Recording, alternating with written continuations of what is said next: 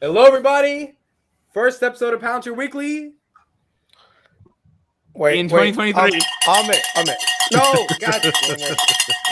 Amit, I think you need to apologize, okay? You're putting this stupid e-bank with, like, bro, you're putting them above us, Palantir, the I was real pretty company. upset.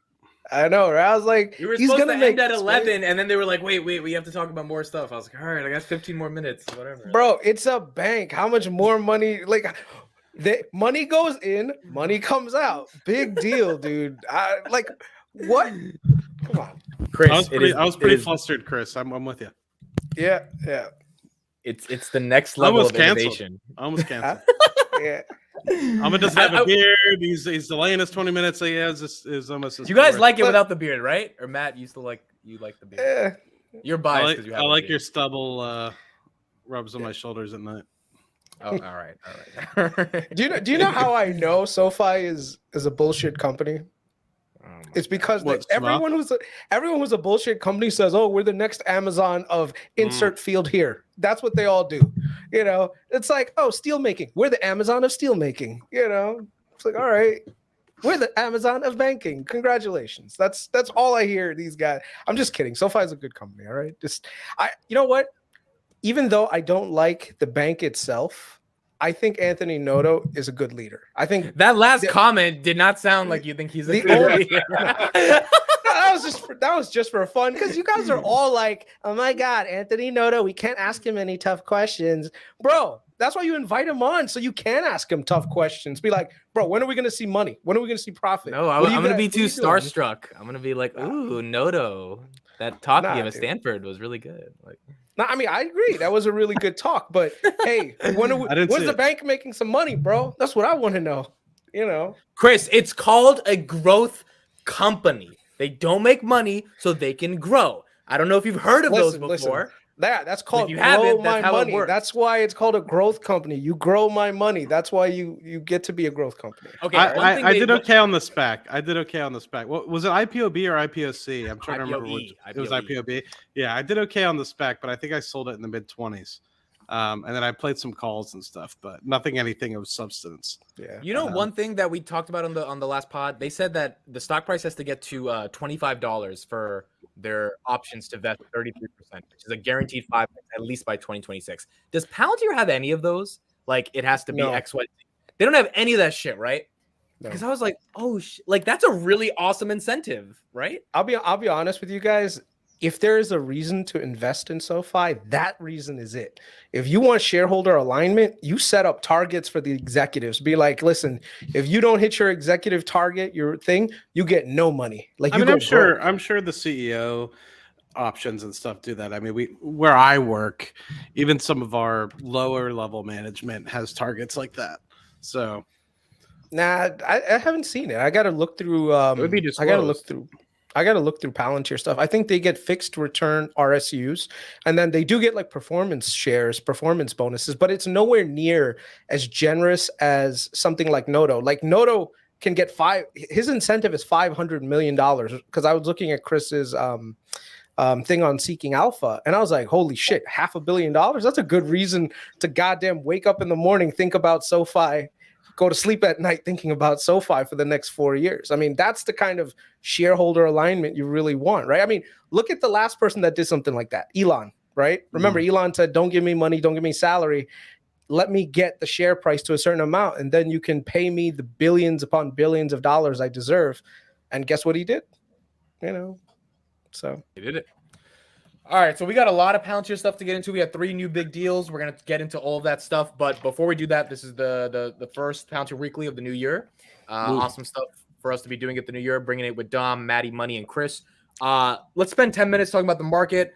CPI came out 6.5. Market's been rallying up. Let's go around the horn. Dom, what do you think about the current state of the market? Do you think it's fake? It's real? Are you buying? What do you think?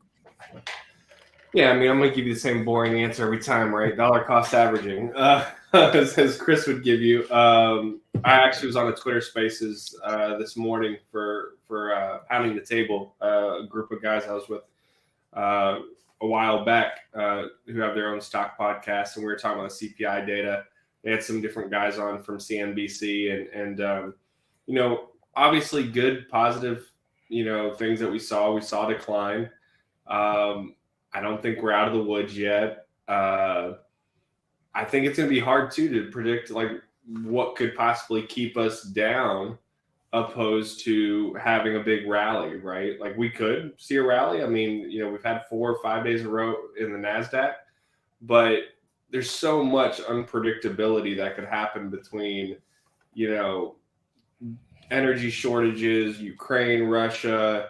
One nice thing is now with the new house in place, I don't think they can do any more crazy spending, which is good, because a lot of the stuff with inflation was self-inflicted. But in general, I think if you're still investing now, you're going to be happy you did 10 years from now. If they're quality companies that have high cash, no debt, reoccurring revenue, double digits, and are needed and fit a wide TAM, I mean, I think you're going to do better than a 7% return, which is what the indexes typically give you, 7 to 8% annually.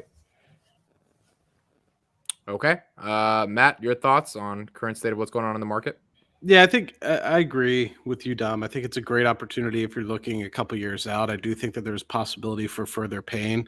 I mean, we're 6.5% on the CPI. It's good, but it's still far away from 2%. So I don't think I don't think the Fed is done, right? And so I think a lot of telling is to be had at the end of the month. I think the 31st and 1st, you have an FOMC meeting, so you'll find out a little bit more early February, and then I think mid-March is really when we'll start to truly see, because then we'll have an entire month of January CPI prints, February prints, and then I don't know, maybe March. I'm trying to remember when the March meeting is. I think it's early in the month, so I don't know if we'll have the CPI prints for February at that point. But either way, I just think it's a little bit too early to call that a bottom is some sort of way in. I think that you could go up, or down 5 to 10% from here and still kind of be straddling. But me, I buy every time I get a paycheck, so it doesn't really matter to me. Plus I have a little bit of cash on hand just because of some of the other investments I've been making outside of the stock market. So I'm just going to play it a little bit cautious.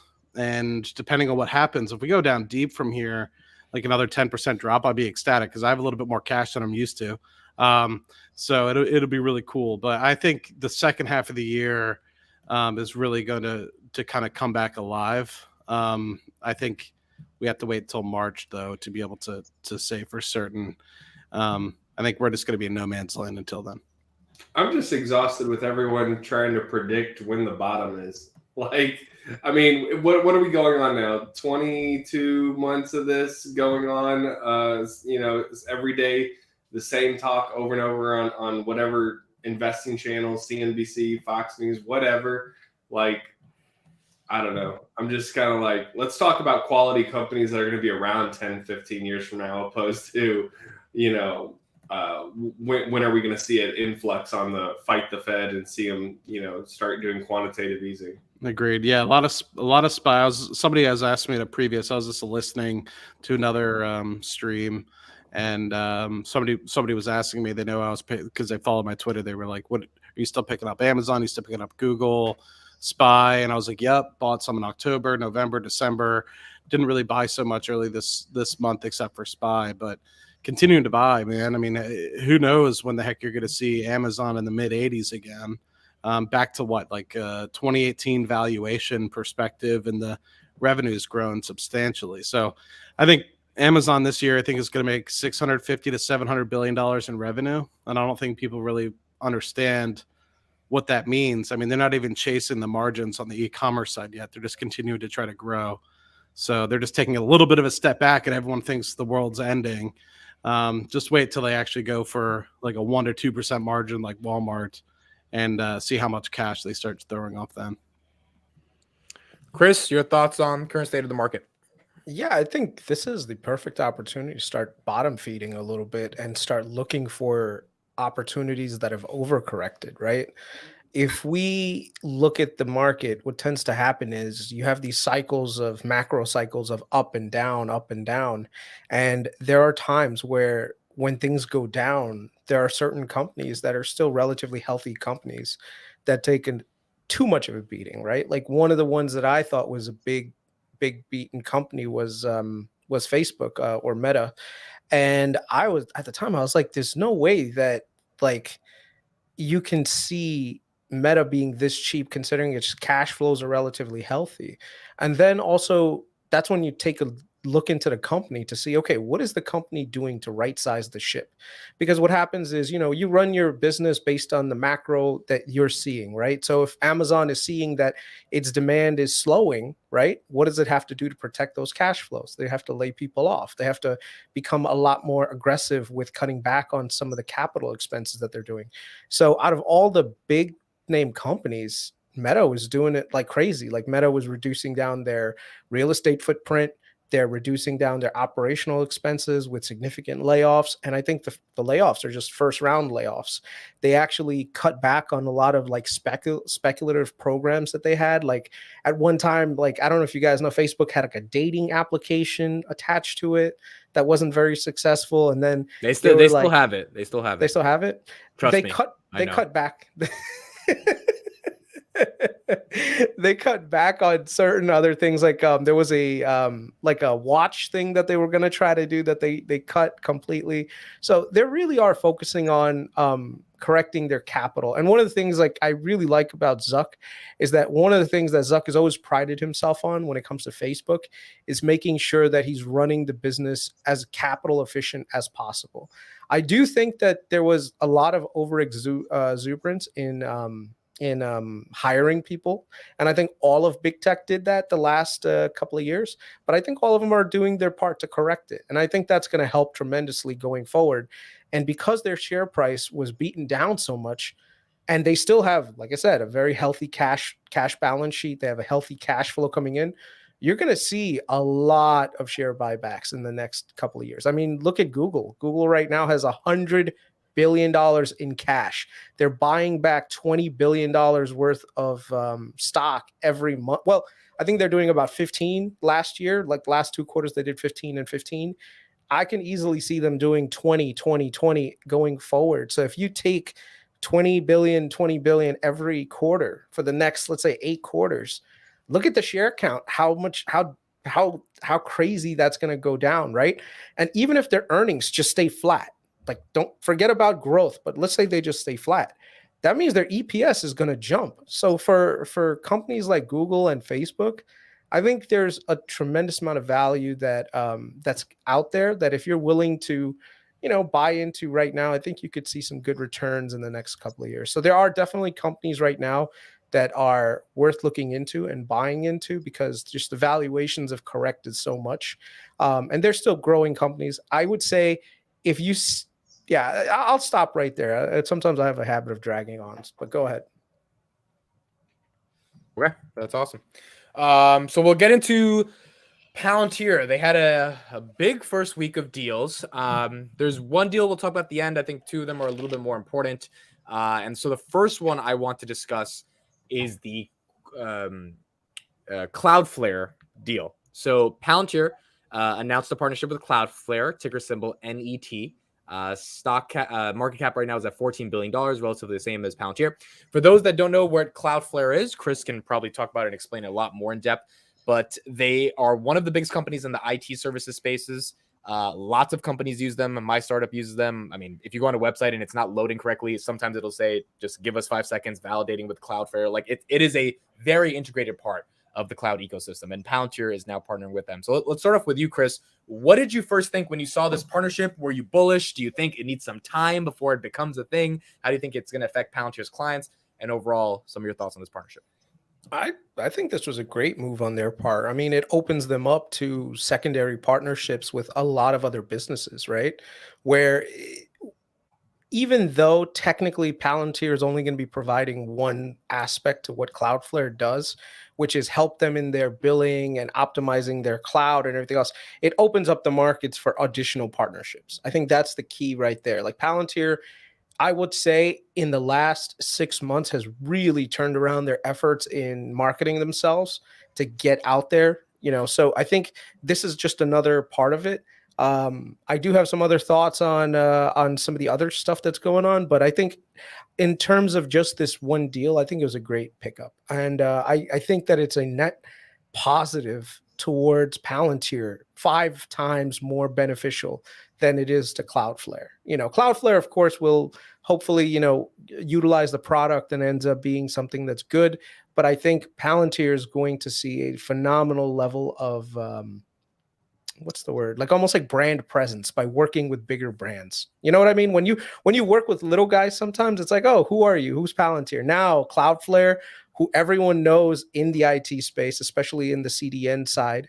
Now they're going to say, oh, Palantir, really? Okay, let's check them out also. Because that's been one of our chief complaints about Palantir, right? That brand awareness outside of sometimes just the retail community and maybe some DoD officials hasn't necessarily been as wide as we'd like. So this just helps them expand that out. So I'm glad. Do you think this will broaden the developer community that cares about Palantir?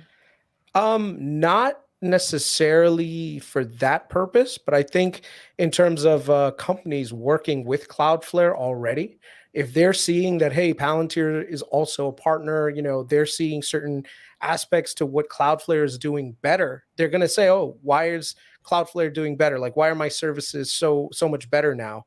Oh, well, it's because Palantir has been helping out using such and such. So it just, like I said, it brings more like connective, what's the word? Like almost like a partnership. Like imagine right now you have a basketball player and then you see Under Armour on them, right? So even though you like the basketball player, so it's like, oh, why are they wearing Under Armour? Let me go check this out. And then it's like, oh, they wear a really great shirt, so maybe I'll buy an Under Armour shirt too.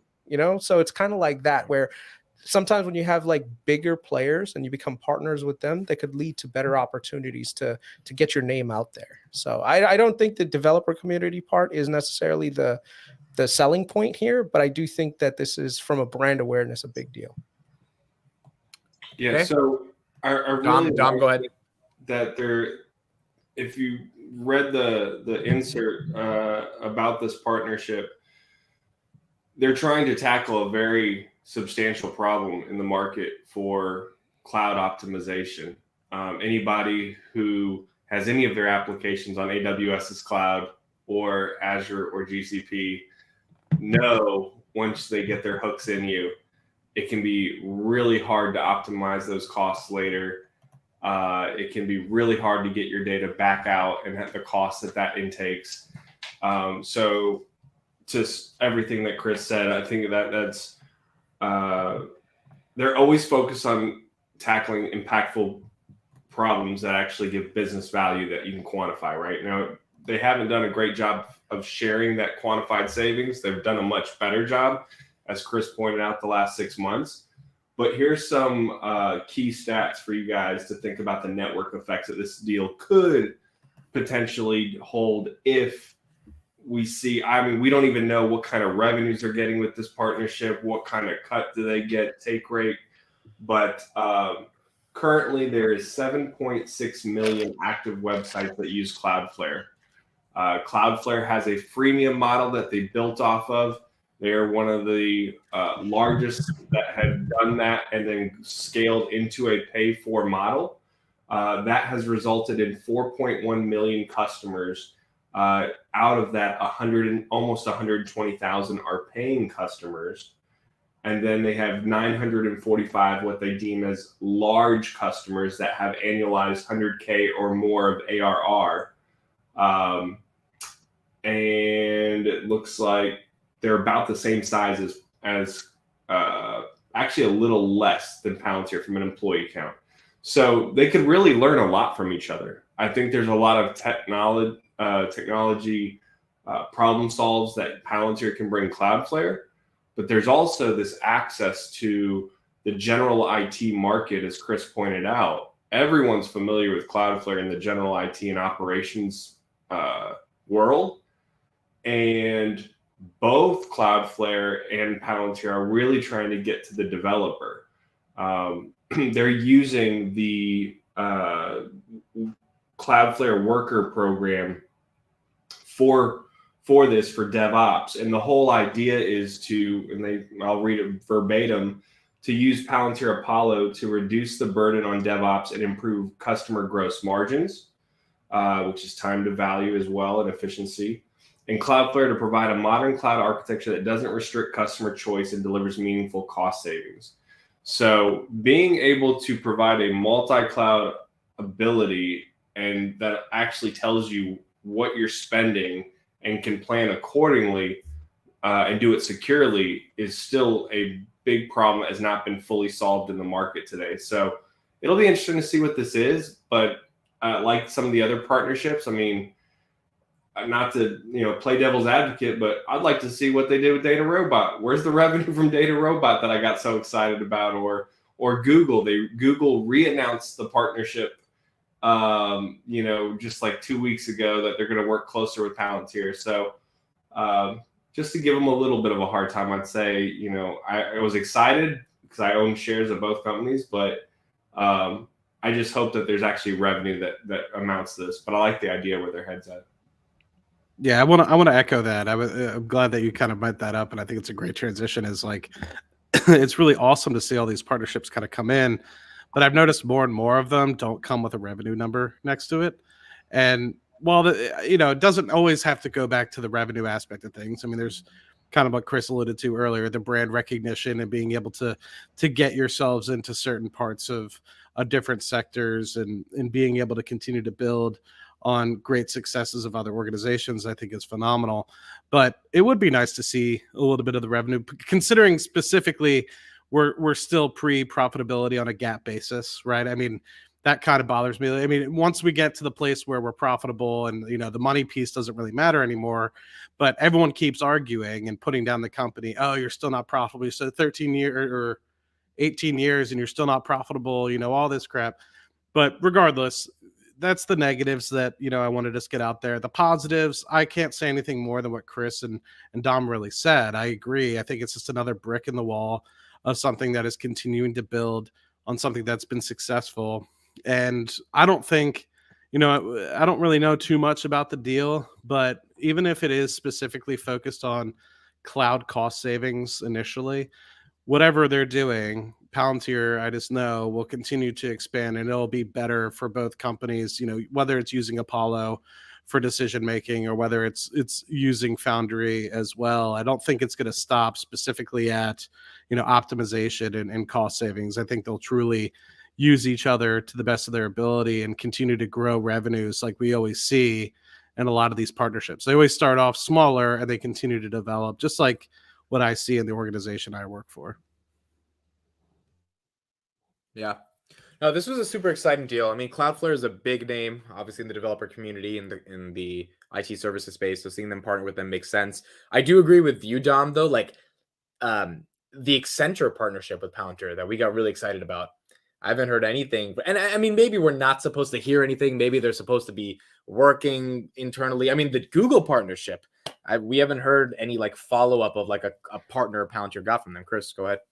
So the thing with those partnerships is that those are multi-year, multi-decade long partnerships. And I don't think that we're going to be able to see any revenue streams in the next probably at least a year or two. I was going to say 18 months. Yeah. Yeah. What you want to look for is the customers, right? The customer growth, because that's essentially what's going to give you the growth in the back half, right? Like if you look at Carp, when he said, "Oh, I'm pushing out profitability to 2025," because he understands, like, you know what, we are not as nimble as we thought. We're going to have to rely more on these SIs or systems integrators in order to generate the business. Like, we're not doing enough of a job on our own to generate that growth organically. So what are we going to have to do? We're going to have to partner with other people who have relationships already and capitalize on that. And that's what they're doing. So I think that we are probably in a point where we might not see, in terms of revenue growth, as high of a number as we'd like for the next couple of years. But watch that partnership number, because I think that is going to be the key to the S curve. Because once right now, Palantir is almost like taking a step back a little bit and saying, you know what, we focused a little too much on revenue growth in the last year or two after the IPO. Maybe we need to focus on our partnerships, even if that means that we'll stay unprofitable a little bit longer, as long as we're able to capitalize and get as much market share and dominance, and then eventually let Palantir become a household name. That should be the ultimate goal. And then the money will just come in right after that, because then the money is going to be chasing you. You're not going to be chasing the money, and that's been something that I kind of harped on over the last year, right? Which was, don't try to be like, oh, we need $5 million, otherwise we won't sell you the product. Dude, you need to be out there. If anyone comes to you, says, hey, I want Palantir Foundry, I can pay $10,000, give it to them. Get them on board, because if that company ends up 10xing, guess what? They're going to be wanting more services from your company. They're going to be wanting more contracts and more deals, and you can hit them with higher charges later on, right?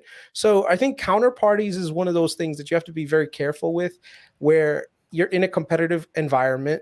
You have companies right now that are, not in the greatest of shapes. So you can't expect a lot of them to pay a ton of money up front and then expect them to survive. And, like I said, those are the kinds of things that, in terms of business, you have to take into consideration right now. And I think Palantir is doing that. I like where the ship is headed. I think there are definitely some people on Palantir's side, in Alex Karp's ear, in management's ear, saying, look, these are the areas that you need to focus on. And one of those things is focus on your SIs, build your SI relationships to the point where they're pushing your product like there is no tomorrow. Yeah, I agree. It would also be a good thing if those SIs can actually meaningfully get them to be a brand that a lot of other companies know about, which is what Accenture, Google, hopefully Cloudflare are going to be able to do. And another company that might do that as well is RStudio, or Posit, which is the new name of RStudio. And RStudio, let me just share this right here, is one of the largest code bases that a lot of developers use.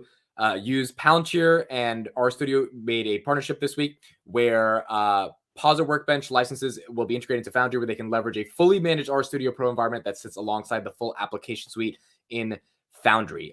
Just a little bit off this press release. Aligning with Posit's goal to make data science more open, intuitive, accessible, and collaborative, this new capability closely integrates with Foundry's data governance and security primitives, such that customers maintain a secure environment for working with data and models. Quote from the chief architect, Akshay Krishnaswamy, which did an interview last year with Palantir. This partnership with Posit integration with RStudio Pro reflects Palantir's commitment to providing seamless experiences for analytical users, ensuring they can leverage the Foundry platform while using the integrated developmental environment they're most familiar with. Let's start off with you, Dom. What was your thoughts on this partnership with RStudio? Sorry, I was muted. Yeah, I really like how they're starting to do integrations with other products inside of Foundry as well. Like in this situation, they're taking something else that's heavily used in the developer community and then putting it inside of Foundry. So in hopes that they are very familiar with, what RStudio brings, and now putting it in the Foundry to leverage the benefits of the ontology. These are the kind of things that we want to see. Like ultimately, when we were talking months ago, people saying crazy things like $1 trillion market cap and all that stuff. And, which, maybe one day can be that. But these are the kind of things you need to see. You need to see the dominance of the platform being adopted from all angles. I saw someone in there earlier in the chat saying, I hope they have the same kind of play out that Microsoft did. And, Microsoft's everywhere now. They're like in every single industry. And, what they're doing with Hyundai and what they showcased in CES and how they're like totally changing how they do their oceanic transportation, just like Skywise, now they're doing it for ships. This is kind of what we want to see. Now, it's not going to happen right away. It's not going to be fast. But hopefully, if they can give updates like they did on the Hyundai one, a year later, hey, this is what we've done. And a year later, they dropped another 44 million with Hyundai. So that's the kind of stuff I want to see is like, okay, we did this. And now we're expanding because it's just that good. So that's what I'll be looking forward to seeing. Okay, Chris, your thoughts on this? Yeah, I think it's a great deal. I mean, you're starting to see that melding of software and hardware together. I think this is a great segue into the next step, which is Palantir's a software company, but you know what? They have a great way of integrating hardware into a much bigger ecosystem. One of the things I really liked was their presence at CES, because CES is one of those things where you really put yourself out there so that not only do consumers actually see the product, but you see other industries also look to CES to see what kind of new technology is out there. One of the things that I really liked is that I think a lot of people were asking, well, what are the margins like on hardware for Palantir? Because now they have some hardware products like SkyKit, which we'll go into next. But you have to remember, depending on what your counterparty wants, you want to have something to showcase to them, right? These use cases are a great way to showcase what Palantir can do once you integrate it into, a much larger ecosystem. And I think the whole SkyKit thing is just another avenue for that. One of the reasons why, and I was asking a few people on the DoD side who work in contracting, like why didn't Palantir just partner with someone who already creates a similar product and let just sell them the software and let them do all the hardware part? And I said, Chris, the reason why is simple, and it's the same reason why Anduril makes hardware products. It's because Uncle Sam, when they buy stuff, they still are under this mindset that they like to see physical stuff. They don't, if they see software and you try to charge them $10 million for it, they don't look at it like, oh my God, it's going to save me $100 million. They're going to say, wow, it's a computer program that's $10 million.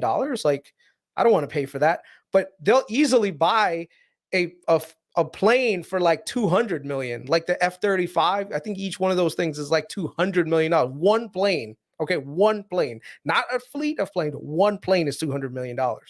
Crazy, right? So you have to, if you're going to sell to Uncle Sam, attach a hardware component to it, and then you could juice up the price on it tenfold, and Uncle Sam will still be like, oh yeah, give it to me, I want it. So Palantir said, okay, you want us to put it into a laptop, attach a Starlink to it, and sell it to you for $1 million a pop? By all means, let's do it. So I think a lot of these companies, these new age defense companies that are coming around, they're seeing that they can't, even though they want to be software focused and software aligned, they're seeing that, hey, you know what, we're going to have to include a hardware component into it. Otherwise, these people won't buy it from us, So yeah, that's what Palantir is doing. I think it's a great way to get in now. So with the DoD, and let me just circle back to the Hyundai thing. This is another example of a heavy industry who has been doing things an inefficient way for a long time. By integrating them, you can see that, what other industries out there are going to be able to capitalize on this, especially if Hyundai Heavy ends up improving their business, becoming more profitable. That's going to actually send up flags to other companies who are in adjacent fields to say, hey, you know what? Maybe I need to get on, like Caterpillar. I don't know if Caterpillar is a partner, but Caterpillar could say, you know what? They helped them on the ship side. Maybe they can help us with the construction equipment, right? So that, let's say you have a fleet of excavators, you can monitor them remotely for any sort of diagnostic, anything happens. So you can, you could do recalls. So all these kinds of things just lend towards Palantir's additional partnership in adjacent industries, especially in heavy industries going into the future. So once again, another really bullish thing. So I think, like I said, this last 6 months have been good. This is the kind of momentum that they need to keep having. Sorry to jump in here, but just to piggyback off of all you just said there, Chris, wasn't familiar with who our studio was or the parent company, Posit, but they are an open source data science company, but they are heavily used. They also start with that whole freemium model, get you hooked on the drug, and then you got to pay for the whole kit and caboodle. Their customers is impeccable. They have 62 of the Fortune 100. So they got MasterCard, Walmart, Accenture, Aetna, AstraZeneca. So Johnson and Johnson, so and then they're saying that like people build apps off of their open source data science applications. So once again, one of the things that we always talk about is, there could be a lot of really useful applications built off of Foundry that could then change, industries. So it just seems like this is kind of like a picks and shovel approach for the developer community to do that.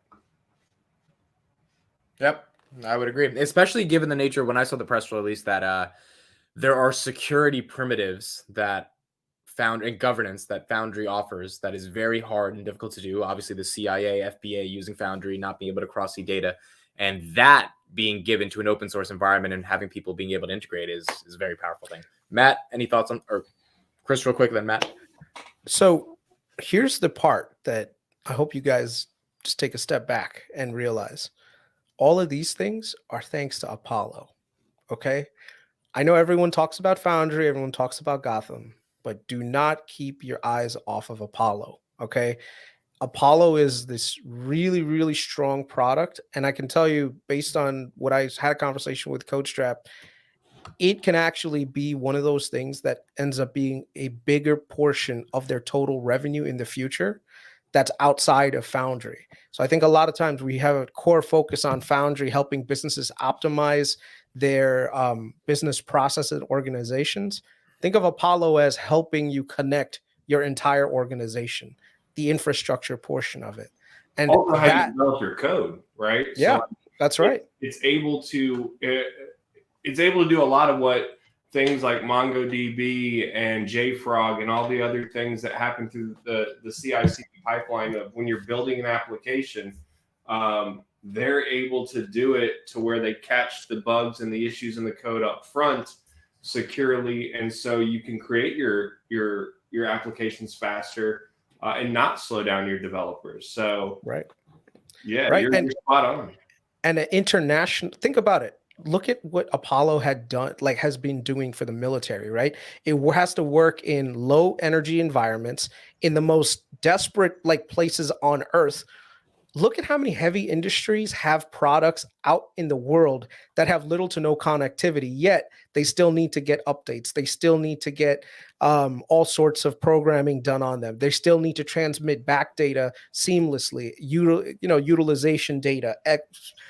There are so many possibilities out there from the Apollo side that literally Palantir is on probably the leading edge of right now. In terms of Foundry, I think that they're a little bit behind on some of the other players that are out there who have products that are already so ingratiated into some of the business organizations and the value they provide for them, maybe what the businesses want.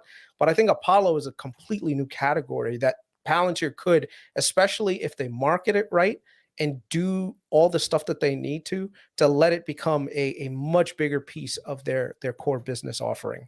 And hopefully we see that broken down in the next year or two, where Apollo gets its own revenue segment, because that revenue segment growth, if it's there and it's growing at triple digits, which probably is because it's their newest product, will probably have a lot of people asking, hey, wait a second, what product is this? And if it's something that can maintain that growth level over a good period of time, you're looking at an exponential grower in Palantir outside of just the Foundry business. I know a lot of times, you ever look at Amazon. This is the perfect example of Amazon. Amazon originally started off by being like a bookseller and then selling products online. But where did they make their money? On AWS, right? AWS was not on Jeff Bezos's mind in the year 2000. They needed AWS to support their original business. And guess what happened? They realized that they can monetize the shit out of AWS. Palantir may end up doing the same, where they're trying to build an efficiency platform via Foundry, but in order to make Foundry work, they had to develop Apollo. And now it's like a light bulb just went off saying, whoa, wait a second. Apollo could actually be a standalone product that's even more useful than Foundry. I mean, it's a very high level thinking, infinite level sort of mind goal that Palantir has as their MO for their organization, which is creating software for the modern enterprise. That doesn't mean like one specific piece of software and we're going to sell it, right? That means whatever we see as something that's going to help modernize and make these companies more efficient, they will create from scratch. And they're not just going to be like a Microsoft, which is just going to sell you an Excel or a Power BI or what have you. And Microsoft does a good job too. So I'm not, I use Microsoft products all the time. I'm using a Microsoft product as we speak here, with my laptop. So I can't downplay it too much. But I think where people assume is that kind of like what Chris is alluding to, that it's like a one-trick pony, that it's just Foundry. It's like, no, they're continuing to create more and more products every single day that as soon as they see an opportunity, they jump after, right? And I think that's something that can't be underlooked. But going back to the RStudio thing, I was just going to say, I know nothing about RStudio, so I can't contribute to that conversation whatsoever, other than it was cool to see a partnership come out. So I'm just going to be point blank. Like, I know nothing about RStudio. So, but interesting to hear from Dom that, Visa, JPM, or not JPM, J&J, all those guys. I have to do some more research because, I have investments in some of those guys, so I'm curious what the hell they're using it for. What do we all think? I know Chris talked about it a little bit, but SkyKit. We weren't live last week, so it was a really dope video that they put out explaining it. Anyone want to go first on that one? Reminds me of Titan a little bit, just like a smaller version of Titan that's more compact. Like, obviously Titan, you can't like take into remote woods or something like that.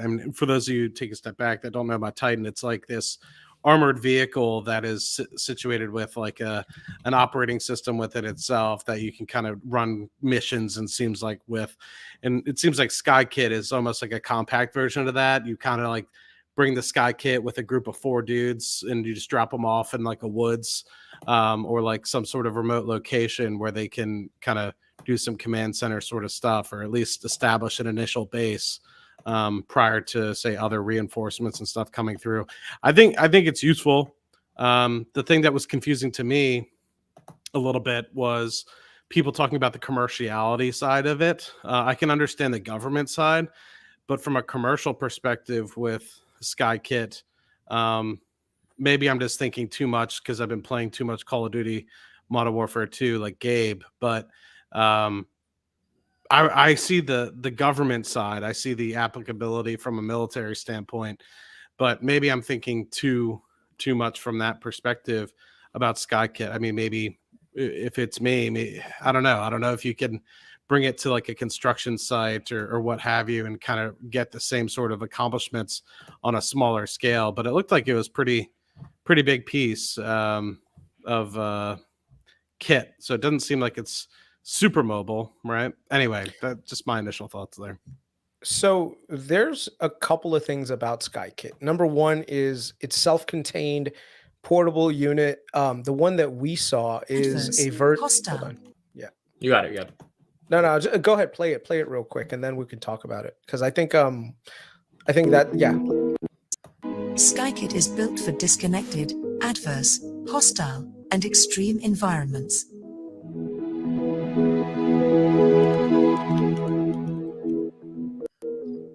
It is a self-contained intelligence center, giving soldiers an advantage over adversaries. SkyKit is built. Okay, so let me I'm gonna take one step back real quick and try to describe to you guys unit level tactics on the battlefield, right? You have a mission plan. You're in an ISO, or you're in a tent in the middle of Bumblefuckistan, and you have to do some work, right? You have to go do a patrol, you have to do recon, you have to, plan out a mission. Now, usually what happens is you do your briefing. The briefing says, hey, we suspect, XYZ is over here. We suspect that they might be making bombs. They might be, like beating their wives. I don't know, whatever. Our mission is to go and find out what's going on, neutralize the situation if we have to, get involved, call in backup if we have to, XYZ. And that's the plan. Plans never go right. Okay. There's always going to be some extraneous things that happen. You discover things when you're on site, and then you have to get clearance back from the guys above. Hey, listen, I know this was the plan, but we have to modify it because, and then the commander on the ground has to make a decision. Okay, do I go in? Do I proceed on with this mission with the limited knowledge that I have? Or do I communicate back? And that whole thing, that whole process sucks. It's horrible. Okay, terrible process. That feedback loop of decision making is really bad. So how do you get around that? Well, products like this is how you do it. Where if you have an area of operation, you can have one of these things, right? That's uplinked to a Starlink that's getting feedback from drones, from a trail cam that they had in there. But on top of it, and it's something that they probably did not discuss on there, which I actually am trying to figure out in research is, and I'm pretty sure that they're doing it, but they didn't say it, is they have probably wireless connectivity going out as well. So think about a satellite uplink coming down, giving you the access to a secure data network going down, and then you can broadcast out another signal, like think about a 5G signal, right? That you have for cell phones, for what do they call it? For iPads, for connected soldier. Like let's say in the future, we're working with HMDs where you have head-mounted displays, right? All those things have to be connected. What are they going to be connected to? You need a central point or central contact point where everything is connected. You need an infrastructure to do that. Now, how do you build that infrastructure in the middle of a war zone? You can't. You have to bring the infrastructure with you. This is what it does. These are the kinds of products that let you build infrastructure on the fly, on the go, so that this way, during mission, you get live feedback. You have a drone in the air telling you, hey, there's an enemy behind the corner. Hey, there's actually, let's say more vehicles incoming. Right? Let me Let's just say jump in there, Chris, because you're hitting on exactly. I don't know if you saw this article. So this article came out in October. Okay, we weren't even talking about SkyKit.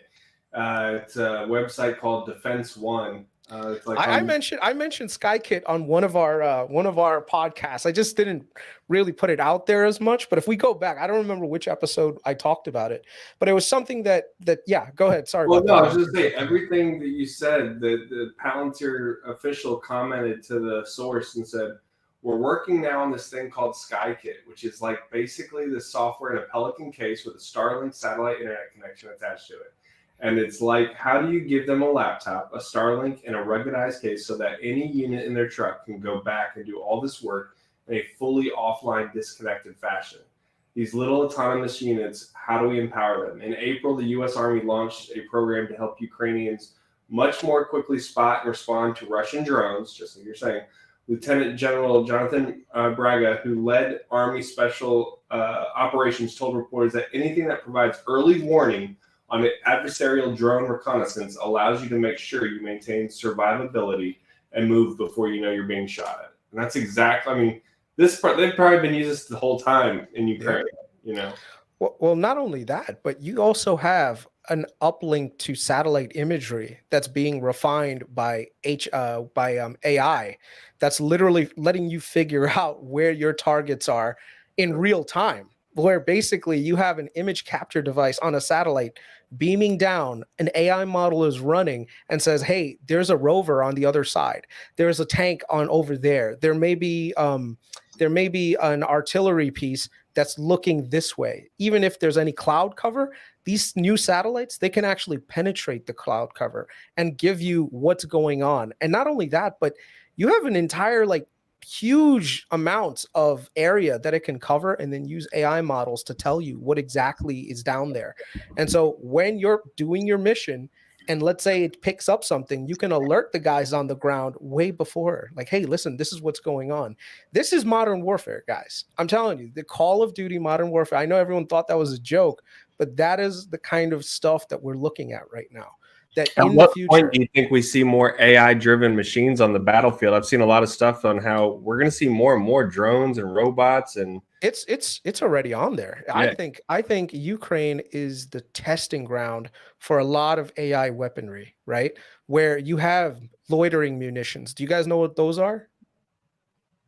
Do you guys know? You ever heard of, okay, a loitering munition is something that Andrew just actually released not too long ago. Basically what it is imagine right now you strap a bomb to a drone, right? You tell the drone, go up there, circle around for the next 4 hours. If you see an enemy come by, recognize it and go bomb him. Guess what happens? Now you have an entire target area being covered by a drone that's just got nothing but C4 attached to the damn thing. And the minute a tank comes into its kill zone, goes down and destroys it.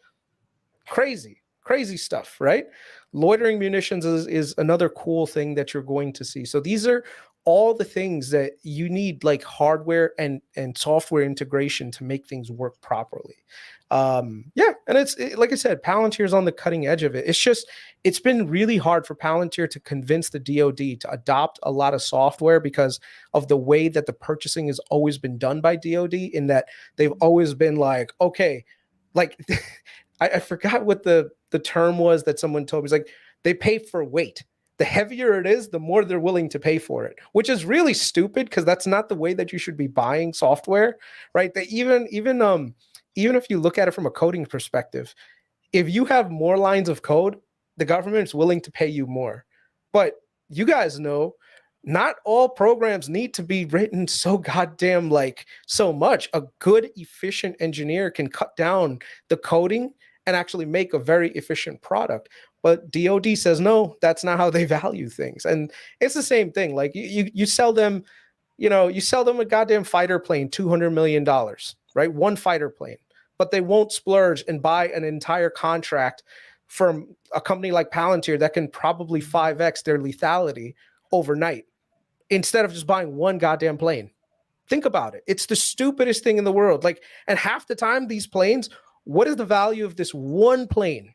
One F-35, what is it? Oh, it can bomb a target undetected from in one area versus increasing the lethality of an entire unit. So I think DoD mentality definitely needs to change a little bit. And I think it's happening. Like, I'm looking at some of the newer generals that they have. They're willing to spend more money on the software end. They're willing to spend more money on developing the software, and so that this way they have a tight integration with the hardware that they're purchasing. Sorry, well, I've run on a lot. If we don't have a continuum resolution, then maybe we could actually get some new government spending projects happen. But it looks like there's a possibility that we might be in that all the way through 2023, which means no new spending projects, which should not be good for Palantir. Yeah, I think one of the cool things that, not cool things, but I don't know if it was one of our podcasts talking about Palantir Weekly or somebody else's.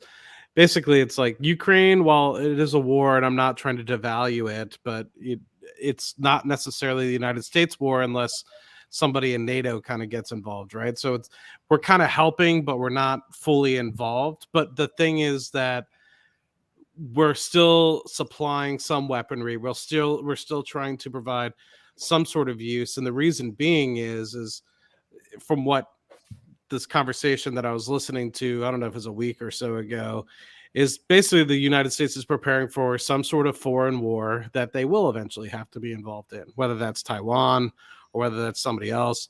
And so this gives an opportunity for Palantir or some of these other companies to provide that sort of update in this new modern warfare environment to be able to excel in the future. So while the United States isn't necessarily wanting to get 100% involved, it's still useful because look at the same thing on the Russian side. I mean, I don't want to get too geopolitical, but Russia has done proxy wars just like the United States has throughout the Middle East throughout time. And, they helped with the invasion of Afghanistan and stuff of the like from their perspective. I mean, there's always been a proxy war. People think the Cold War is dead, but there's always the United States funding one side, Russia funding another. And I think that this is just another kind of piece of that.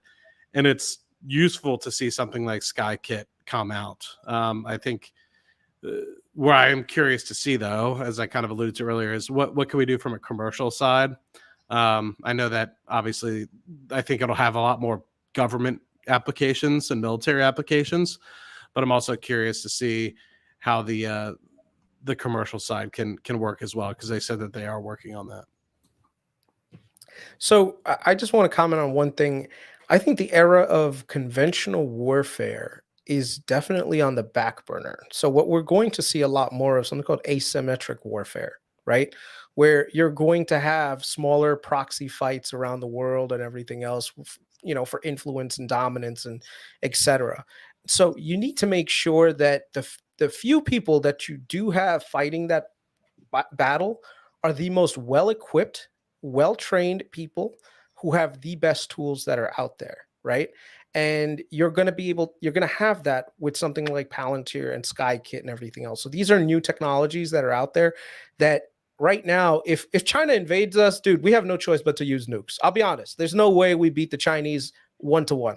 We don't have the manpower to do it. Why? Guaranteed. Manpower or the tech? Huh?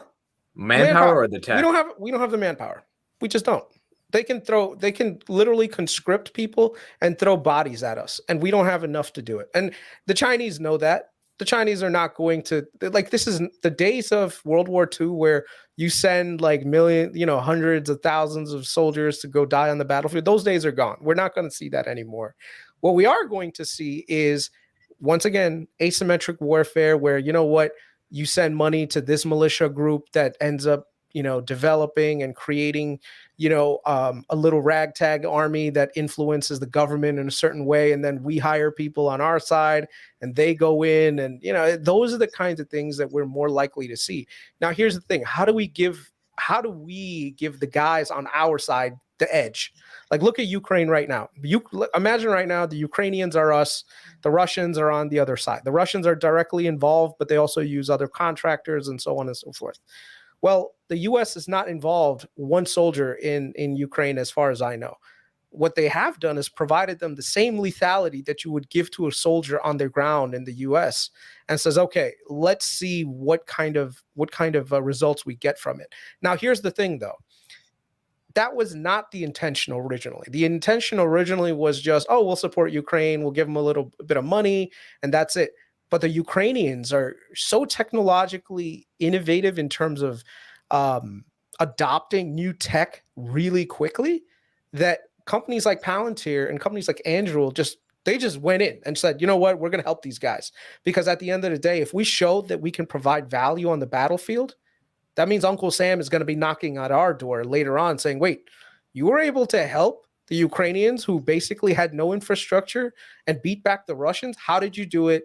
What do we need to get you to scale into our side so we can do it? I mean, they, of course, probably did it with some approvals from DOD because they wouldn't just go into Ukraine without getting their clearance first, right? But all of this just leads into Palantir's longer-term strategy. And same thing with Anduril. I think a lot of people are not necessarily focusing on Anduril, but Anduril is another disruptor in the defense space. The defense space is one of those areas that's really, really ripe for disruption. They've gotten fat and lazy with developing their products that are like decade-long products. They don't innovate nearly as much as they should. It's, so if you want to be disruptive, that's one of the areas that you could do. So let's for everyone saying I'm sleepy, I'm not sleepy. I'm awake. Everyone's talking about I'm sleepy. No, I'm not sleepy.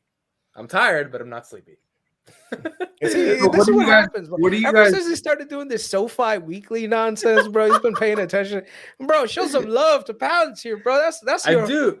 We're the OGs, man. The funny thing is I've been sleeping at 10 p.m. this whole week. So people are like, isn't this curfew like 10 p.m.? It is. So technically, like, it is a little off balance because I've been sleeping early. Listen. Maybe SoFi Weekly can maybe do another day. Maybe move that to like a Tuesday when people are more focused on banks. Friday nights are for Palantir, bro. That's actually hilarious. So, what are you guys looking forward to in the earnings? Like, what are some things you're going to pay attention to, or just in general after earnings, like that you want to see from them? GovRev.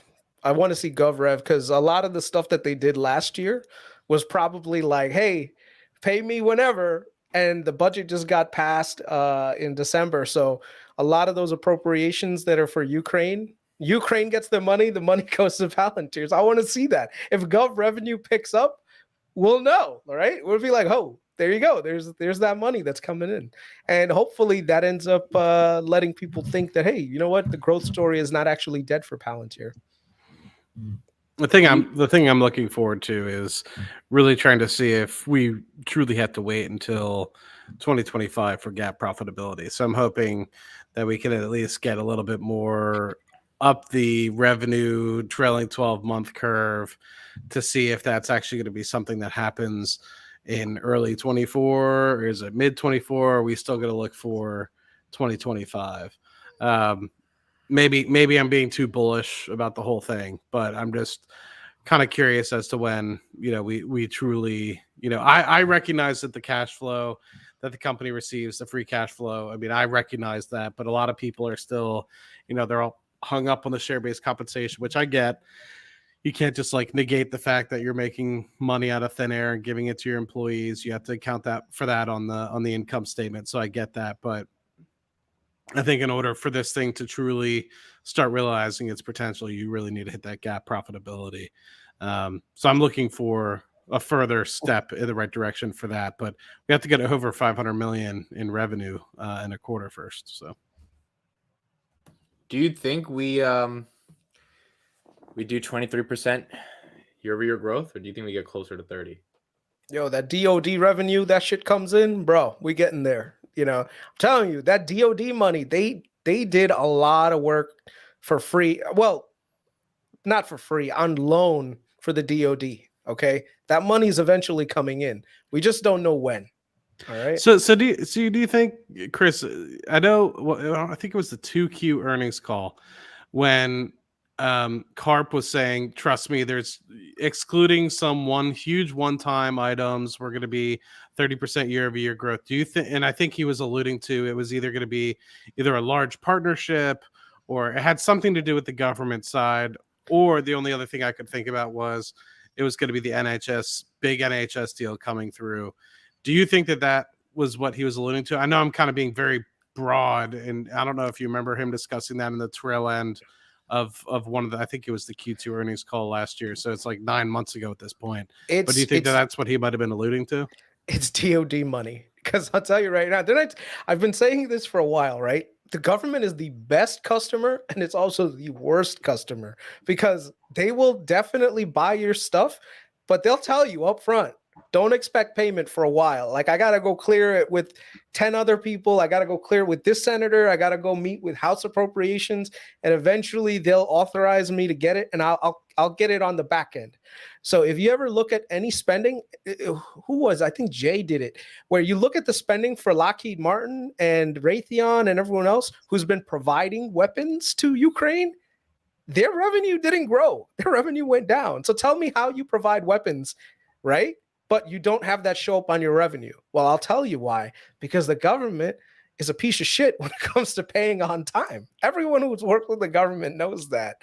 I mean, except for the paychecks. The paychecks always come on time, which is amazing. But in terms of large contracts, eventually they will pay. Now, that's what Karp is alluding to. So I hate to say this, but the government made Karp into a liar. Because Karp said, "Oh, we'll go 30% year over year," but the government said, no, not this year, Karp. We're not going to pay you this year. Wait next year. We got a lot of those IOUs in the background, and I'm telling you, a lot of the stuff that was signed in December, hopefully that included a lot of money for Ukraine support. And someone said on the chat, 10% for the big guy. Hopefully that 10% to the big guy means Alex Karp and not Biden. That was funny. That was funny. That's pretty good. Yeah, I think it's going to be interesting going into earnings. I really hope they don't drop below 23% revenue growth. Yeah, it would be again. I are saying 19%, or what analysts are saying. Listen, it's a realm. There is a realm where that does happen because, dude, we're in a recession, and Palantir. Oh, I think it possibly definitely could happen, and that's just scary because of how. Sorry, I want to go back to Mick. I cut him off. No. Is just how volatile the market's been when someone misses, and we know how people feel about. This is 2 quarters in a row that Palantir's missed on earnings. So to go even below, like, I think there's a mental number when you go below 20% revenue that people kind of like, is this a growth company? Like what? So I really hope that they get that piece back over 25% at least. And then also the net revenue expansion. If they don't have over 120, I think that'll be concerning if they don't have, because they have so much quote unquote backlog that they have to fulfill. So there's no reason they shouldn't have 120% net revenue expansion. That's So what I'm like. yeah, so there's two things that would probably make that scenario very possible. Number one is a lot of the SPACs are pretty much down. They're not going to survive next year, right? So any revenue that was supposed to be coming to Palantir from the SPACs, kiss that revenue goodbye, right? So that's probably going to affect them next year overall. And then on top of it, the recession next year is meaning 23 or 24. Oh, 23. Sorry, 23. Throughout, I'm still in 22 mode. So, and then the other thing is that we are in a recession. So when you're in a recession, companies are going to be scaling back on discretionary products, or they won't be buying, a new like efficiency product. They'll say, no, we'll just work with what we have. If anything, we'll just use Excel more. That's literally what people are going to be saying. The COOs, someone's going to come up with the idea, hey, I have an idea. If we get Palantir, we'll be more efficient. Most of the time, the CEO is going to say, hey, listen, maybe we'll look at that next year. The CFO told me we'll just use Excel more this year. And that's it. So if that scenario happens, yeah, Palantir's growth could definitely drop to a not so good number. But also remember, they can widen their reach and get a lot more customers. Right now, our focus should not be on revenue growth. It should be on customer count. The more the customers join, the more likely it is that there's an exponential rate of return going into the future as the economy recovers, as the companies that need to have Palantir, buy more services, they'll grow along with it, and the revenue will come along with it also. So, yep. It's going to be interesting. Their operating margins went down last quarter as well. So, yeah, they got some numbers to prove to us to keep us excited. But it might just be one of those years where it sucks. And hopefully they're being good stewards of. I think we've seen this 3 quarters in a row now. We've seen SBC go down and decrease. So yep. I just don't want to see something stupid where SBC goes high and they show a big miss. That they will definitely get penalized for that. Yeah. I am kind of curious though, because if they're going to be generating probably close to $250 to $300 million a year in free cash, I'm honestly curious what they're going to do with some of that. Because sooner rather than later, you're going to have $3 billion worth of cash on hand. And, not saying I'm not for stacking cash, but I think with they should buy back the stock. Maybe stock buyback. I'm not really for that with a company in Palantir sort of stage personally. Because I think that if you get 80% operating margins, I think you should probably reinvest some of that money. But my curiosity is how do they deploy that appropriately? And I think why they did do a lot of the SPAC deals was for that reason. But I'm not saying I'm a huge advocate for the SPAC deals, but I don't know. Who knows what they'll use that $2 billion for? So I would say the best use of that cash in this environment is twofold. Number one is to invest in employees to help them actually build their own companies. One of the things that I really did not like when I saw the whole Palantir videos, their flat hierarchy structure, it really does push a lot of great engineers out to not stay at Palantir for a long period of time. Because imagine right now, you want to be a low-level software engineer for the next 5-10 years, even though you have these great ideas. No, you want to create something. A lot of the people they hire are they say it themselves, we're an artist colony. You think artists want to stay in a colony for the rest of their lives? No, they want to be the next Vincent Van Gogh. They want to go out there, create new things. They want to birth new things. So you think they should take on the 3M model where 20% of people's time should be creating new products or new softwares, and Palantir should put it under kind of like an alphabet sort of structure where they say, we'll be more than happy to kind of take that on and help you grow it. We'll take a small percentage of it, but you can run that and feed that. Yeah. So the way that I would do it is through a VC arm, right? Where you have a venture capital arm that's always looking for the next big thing. That if you can give them the tools to let their dream come true, you can 100x your money, right? So right now, you invest $10 million into a startup, especially one that your employee has a great idea. You think that it could be a real possibility. You put a little bit of money into them and they end up growing into an exponential grower.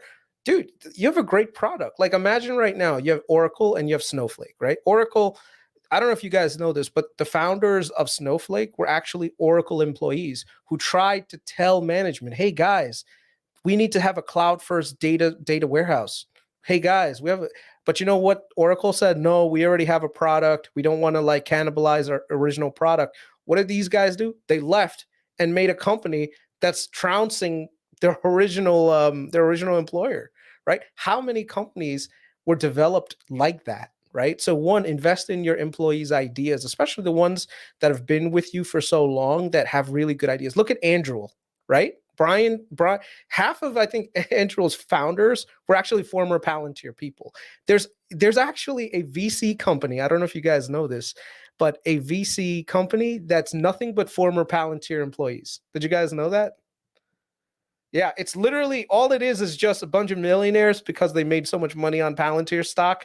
Literally, they created their own VC arm and they're just investing right now. Right? So that's one thing that I would do. And the other thing that I would also consider doing is probably looking for other software companies that are struggling right now that have great tech but are running out of cash and capital, because software multiples are down considerably right now. So buying them up, integrating them into your software stack would end up being a great, because their cash is running out. VCs are not giving them any more money, right? Private capital is like, no, software is dead. We're not. So they are ready and desperate to make deals right now that a year and a half, 2 years ago, they wouldn't have even entertained the idea. Do you think it's prudent to buy some other companies, or do you think it's more better to maybe help float them a little bit, get them back on their feet because maybe they overextended themselves, let them keep doing what they're doing, and then to say, hey, for it, yes, obviously you're going to pay us some sort of debt back, but maybe you can utilize our Foundry platform or Apollo platform to be able to that might be more of a prudent way to go, and not necessarily take over the organization. What I mean? No, I totally agree with you. You cannot take a company over and then fundamentally change their culture. The minute you do that, you're killing the golden goose. You're killing the business. So I think that right there, Matt, you nailed it on the head. You shouldn't do that. What you should do is let them run the company the way they've been running it, right? But give them that financial lifeline that they need, but also make sure that they're building value on top of Foundry and Apollo and Gotham and all the other stuff that's there, So the hard part is finding companies that are going to be able to be adjacent to your product. Because even after about 2.5, 3 years, Palantir is still one of those mysterious companies in the Valley that not too many people really know a lot about. So I think from that angle, I don't know if you guys know this, but Karp was a venture guy, like a venture capitalist. He worked for a venture capital firm before Palantir. Peter Thiel, who's like one of the greatest venture capitalists in the world, is on your board, right? You have Founders Fund is like literally a phone call away from you guys. So right now, Thiel and Karp should be making phone calls saying, "Hey, listen, what's the next big thing, and how do I get into the next round? How do I do a Series B? How do I get into that? Should I buy $5 million worth of Audea?" Yeah, maybe. I am curious. I was thinking about this the other day. I really enjoy Karp. I think everyone really looks up to him in the organization. But my question is Carp has done so much over the 18 years, I guess maybe close to 19 years, actually probably closer to 20 years in the organization. At what point do you say, you know what, Alex, you did a phenomenal job. Let's start to, I don't want to say get rid of him, keep him on the board, keep him around, because I do think he's extremely valuable. And I do enjoy when he talks, even though some people might think he's cuckoo.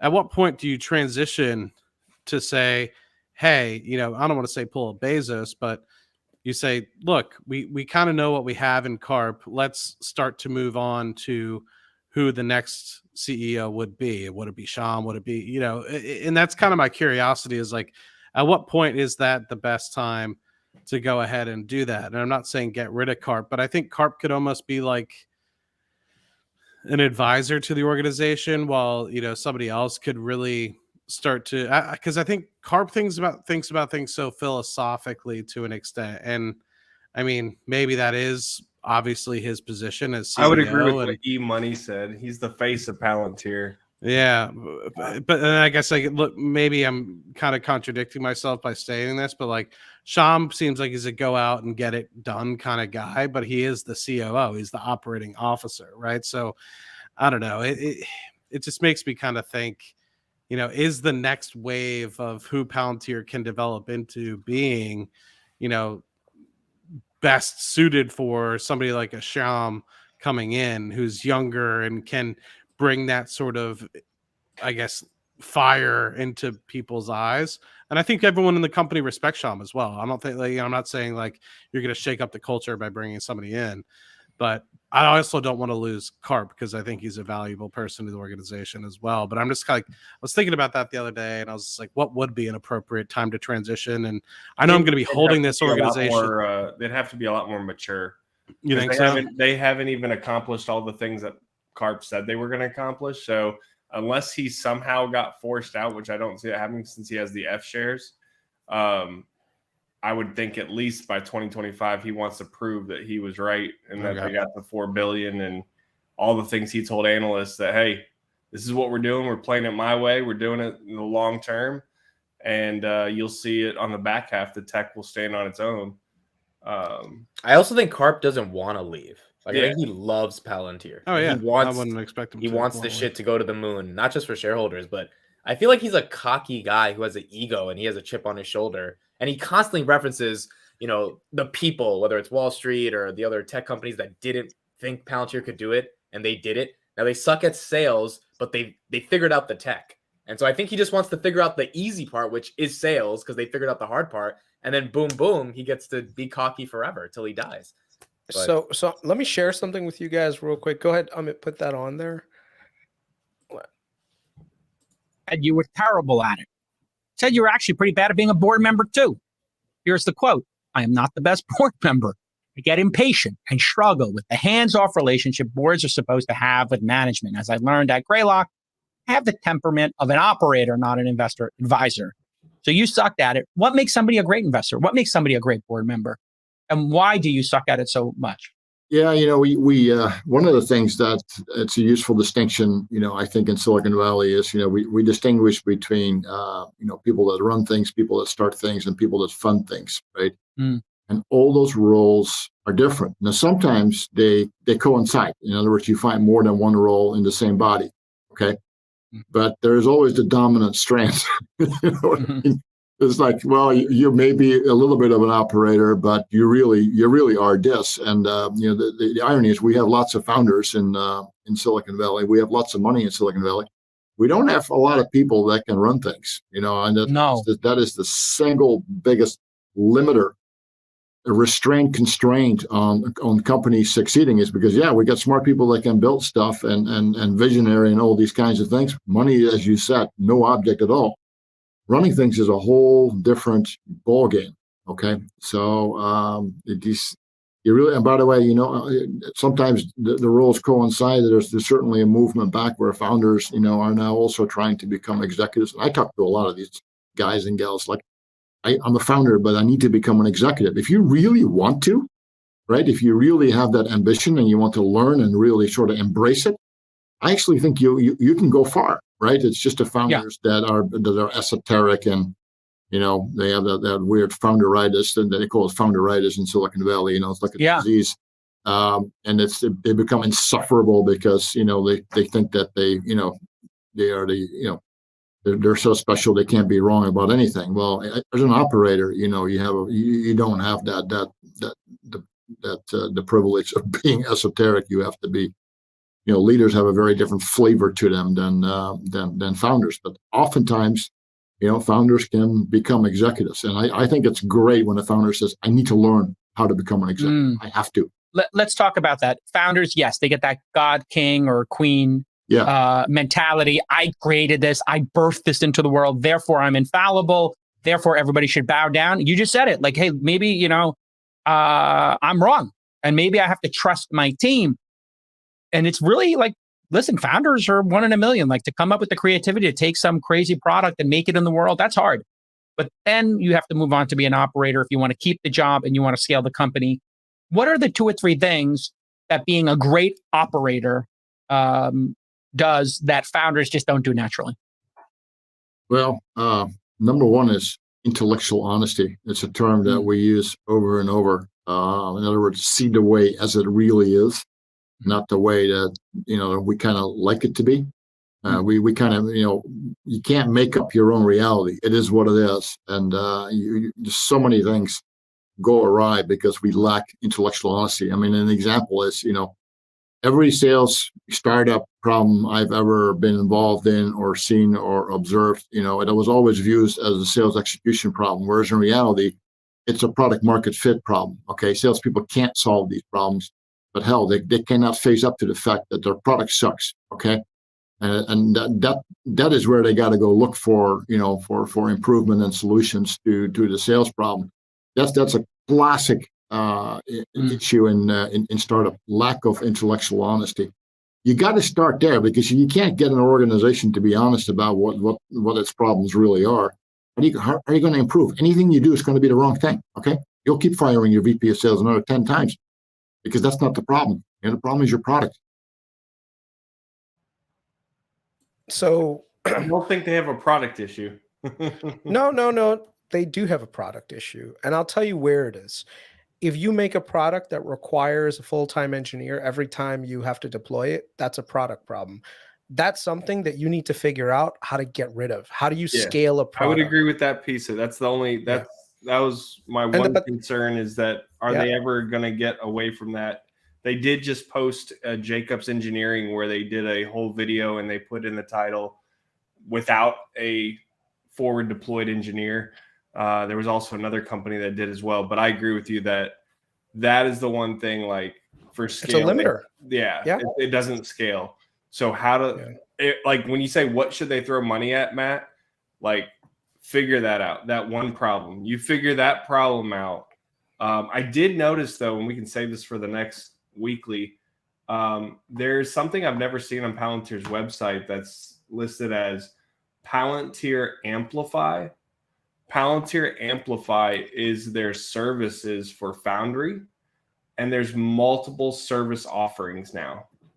I thought Amplify was training, like their certifications and training program. Yeah, so like they have certifications, boot camps, user development support. So like, and then one of the insurance customers said the Amplify offering is an excellent opportunity to quickly build solid Foundry platform knowledge in order to be able to understand how to make better use of data. So, you know, that's a step in the right direction, but how can they make it more turnkey to where they don't spend, you know, I get having to pay for professional services, but not paying $1 million or $2 million for an FDE. That doesn't scale, in my opinion. What did you think about the sales execution comment? I think it's fair. I mean, Frank Slootman, I've watched that whole interview. I've read his book. I have shares, not a whole bunch of Snowflake, but he's a great operator. And I think he's right in a lot of areas that founders can't be, or founders have the luxury of being idealistic and not being more operating focused. I think he's very truthful in the fact that there's a lot of great founders out there who don't know how to operate a business as a CEO and from the operation standpoint. So yeah, man, that's very fair. I don't know what Carp's acumen is on all that stuff. You know, I To don't me, know. it's to me, it's about intellectual honesty. A good founder, and Ahmed, I hope you take this into heart. You have to have this, like, and they say it in the interview. Founders have the seed of creation, but they also have the seed of destruction, because if you're not willing to go with what the market wants, and you keep saying, "This is my idea. This is what we're going to do. Eventually, I'm going to be right." The market is going to chew you up and spit you out. So right now, just keep that in mind. And hopefully Palantir and Alex Karp says, you know what? Maybe I'm out of my depth. Maybe I'm not doing the greatest of jobs. Maybe it's time that I looked for a replacement who has experience in scaling software, who has experience in developing software products so that they can scale. Because there's tons of software companies right now that they've built a product that can't scale, and then they've brought in consultants, engineers, software engineers that do specifically that. They work on the code base so that it's a UI that's so simple that you can literally drag and drop, put it into a system, ready to go within a short period of time. So maybe that's another area, like you said, Dom, that they should be putting some of their money towards. And I think they're just still trying to figure out how to operate. I think they're still trying to figure out how to operate as a sales organization. I mean, they've really only had a sales team for 2 years. I think that, we're seeing a lot more people added every day on LinkedIn, and people from Microsoft and other big places. I just think, like, we're probably not going to see our fruits for our labor for at least another 3 or 4 years. And it's just a natural cause of them being in their infancy, and they got to figure it out, and hopefully they figure it out before Wall Street gets impatient. There will be an S curve. It's just at what point, right? Yeah. I'm with you there. Yep. Well, cool. Well, this is a good way to end it. There is hope at the end. Man, y'all need to spike up, get a drink in you, man. I felt like this was, usually I'm the bear. I'm the one that's making people sad. Today, I was the one like holding the spirits up, like, here we go, guys. I got this today. The rest of you guys are like, man. It's been very rainy, cold, and dreary in Nashville. And so maybe that's what's got me. But the problem is holding strong. I'm still holding my shares strong. I believe. The problem is, Chris, you're very bullish, but you're not buying the stuff. Yeah, sure. Look, as far as I know, Carp made it very easy for me. He said, look, we ain't making money till 25. So I'm like, bro, I'll come back in 25. Don't worry about it. I feel that. Out here. There's so many great opportunities in the market right now, man. So I've been making the other reason why I'm so happy? Because I'm doing really well on my meta calls. I've been buying the crap out of those meta calls. I was thinking about you the other day. I was just like, I hope Chris is doing really well. Yeah, you know what it is? The last couple of days, like it's 3 days, I've been so freaking mad because these are the times where I'm like, God damn it, Meta won't go down. I've been putting in buy orders on some credit spreads on Meta. And I was just like, these motherfuckers just won't let this thing come down again, know? And same thing with Snowflake. I'm trying to buy Snowflake under 130 again. And every day I look, I'm like, nah, dude, what the hell is going on? They just... Did it get down there? Jeez. Today was, there is a floor on Snowflake. The minute it hits 30, I don't know who, but Wall Street just comes out and buys the shit ton of them, So I don't know. Yeah. I mean, again, I see your point, Chris, but at $45 billion for Snowflake, though? I don't know. 45 billion, man. 3 times. I like Tesla at 118 right now. I feel pretty confident that will be a good investment 10 years from now. So I might buy a 2025 leap on that one. I feel very confident in Elon. if there's one tech team and CEO for sure, I'd bet on it's Elon. I've been doing more research on Tesla, and let me tell you, I'm actually starting to get really, really bullish on Tesla, only because I'm seeing that there's so many other markets that they're targeting right now that are much higher margin. So I think, because my chief complaint on Tesla in the short term was, how are they going to be able to maintain their 15% a year margins on their revenue? And as I do more research, I'm like, wait a second, they have an insurance product, they have this product, they have that product. And what I did was, thanks to the price drop on the Model Y, which I'm trying to eventually get with the wife, probably next year when we get a house, I was like, okay, let me look at how much a Model Y costs. And then I saw, oh, you want adapter? That's like $200, $300. I was like, oh yeah, I'm definitely going to need a goddamn mobile charger. I can't, operate the car without it. So here's the $300 that probably cost them maybe $10, $20 to make, barely, right? Oh, I'm going to need to have like $10 a month for an internet connectivity. Otherwise, all I'm going to get is a map. So of course I'm going to get the subscription for that, right? And every time I'm like, man, these guys, every time we're only looking at these companies, we're only looking at Tesla as how many cars did they sell? If you want self-driving, that's like an additional $12,000, right? Oh, yeah. How many people are going to end up buying that? It's going to end up. People don't realize that the price drops too was an aggressive approach to take the offense to the other distributors, because they had not benefited from the $7,500 tax credit previously, but they've been able to benefit as of this year, them and GE or GM. And with taking that price, like, they're going to force other EVs. They can't drop their prices any lower, or else they're going to be like gutting themselves with, burning through cash. But the margins are so high on Tesla, they can now just drop their price and get more market share. And to your point, it's a land and expand model. Yep. I will say I'm not the biggest Tesla fanboy, but I will say 2023, I think, will be the pivotal year to see truly how well the market share for Tesla holds up, because there's a lot of models hitting the market, different other competitors. And I know, the Ford Lightning did pretty well. The Hummer's now fully up and running. So not to say that, Tesla's going to take a huge hit or anything like that, but I'm just kind of curious how well these other operators come out of the gate, and see, how good a market share Tesla can hold on to. Yeah. All right. That's it for us this week. We're out. We'll see you next week. I'll have a little bit more. I'll drink a Red Bull. I'll bring my bourbon back next time. Yeah. All right, everybody. Have a Thank you good for joining. weekend. Check out everybody's Twitter in the description. We'll see Thanks you next all. week. Great hearing from Take you. care, guys. Bye.